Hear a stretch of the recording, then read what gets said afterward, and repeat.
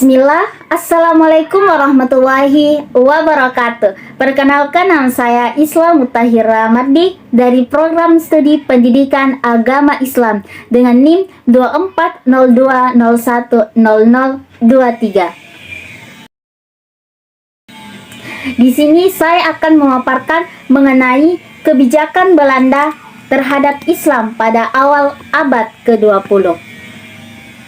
Pada awal abad ke-20, kebijakan Belanda terhadap Islam di Indonesia mengalami perubahan yang signifikan. Pembentukan organisasi-organisasi Islam modern seperti Muhammadiyah dan Nahdlatul Ulama yang bertujuan untuk memajukan pendidikan dan mensejahterakan umat Islam. Pemerintah kolonial Belanda khawatir bahwa kebijakan Islam dapat mengancam kekuasaan mereka. Mereka berusaha untuk mengendalikan dan membatasi pengaruh Islam dalam masyarakat.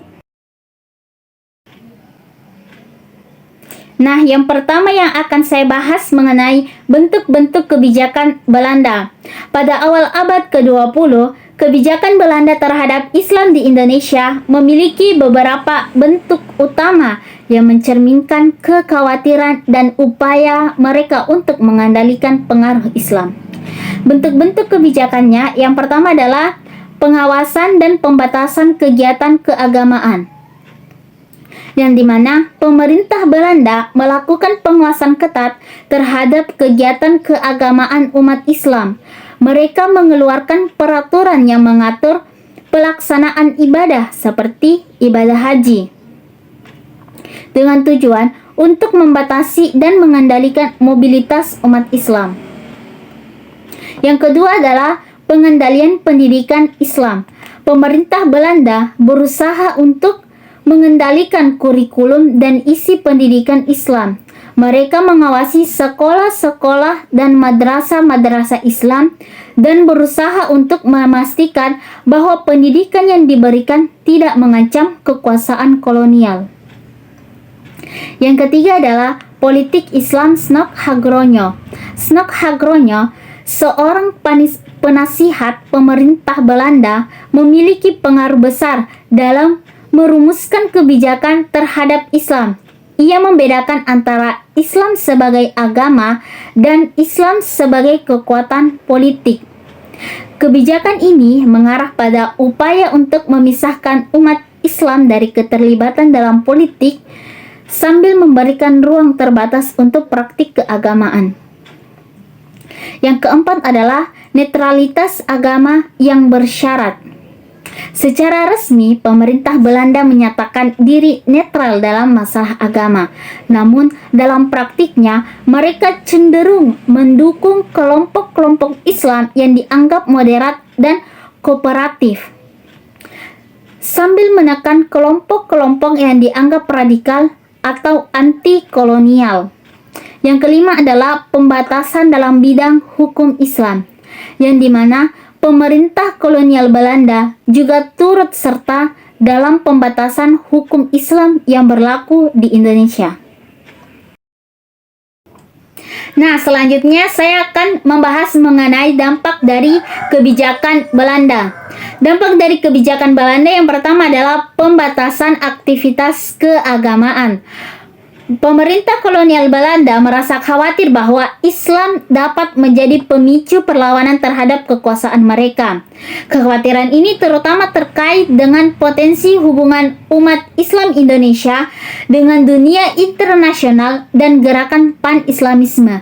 Akibatnya, Belanda menerapkan berbagai pembatasan terhadap aktivitas keagamaan seperti pembatasan perjalanan haji dan pengawasan terhadap ulama, yang dimana ulama adalah tokoh agama yang diawasi secara ketat karena dianggap sebagai potensi pemimpin perlawanan terhadap pemerintah kolonial. Yang kedua adalah intervensi dalam pendidikan Islam, yang dimana berdampak pada pengenalan sekolah sekuler, yang dimana pemerintah kolonial mendirikan sekolah-sekolah modern dengan kurikulum barat yang secara tidak langsung menggeser peran pesantren sebagai pusat pendidikan utama. Pembatasan dan pengawasan pesantren sebagai lembaga pendidikan Islam tradisional mengalami pembatasan dan pengawasan ketat. Namun, pesantren tetap bertahan dan bahkan menjadi basis perlawanan terhadap penetrasi sistem pendidikan sekuler Belanda. Yang ketiga adalah munculnya organisasi Islam modern. Tekanan dan kebijakan diskriminatif dari pemerintah kolonial memicu lahirnya organisasi-organisasi Islam modern yang bergerak di bidang pendidikan, sosial, dan politik. Beberapa di antaranya adalah Muhammadiyah, didirikan oleh Kiai Haji Ahmad Dahlan pada tahun 1912.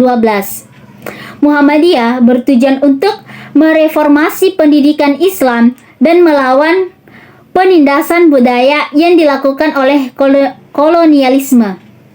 Yang kedua adalah Nahdlatul Ulama yang didirikan pada tahun 1926 oleh Kiai Haji Hashim Asy'ari, yang dimana NU berfokus pada mempertahankan tradisi Islam Ahlus Sunnah wal Jamaah dan menanggapi tantangan modernisasi serta kolonialisme.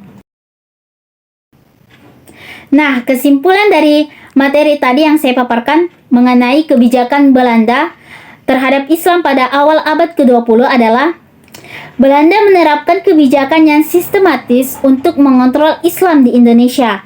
Meskipun mereka tidak secara langsung melarang agama Islam, mereka berusaha membatasi pengaruh Islam dalam dunia politik, pendidikan, dan hukum. Namun, kebijakan-kebijakan ini justru memicu reaksi balik seperti munculnya organisasi Islam modern seperti Muhammadiyah dan NU. Nah, itulah tadi paparan materi mengenai kebijakan Belanda terhadap Islam pada awal abad ke-20. Saya Islam Mutahira Mardi, pamit undur diri. Sekian. Wassalamualaikum warahmatullahi wabarakatuh.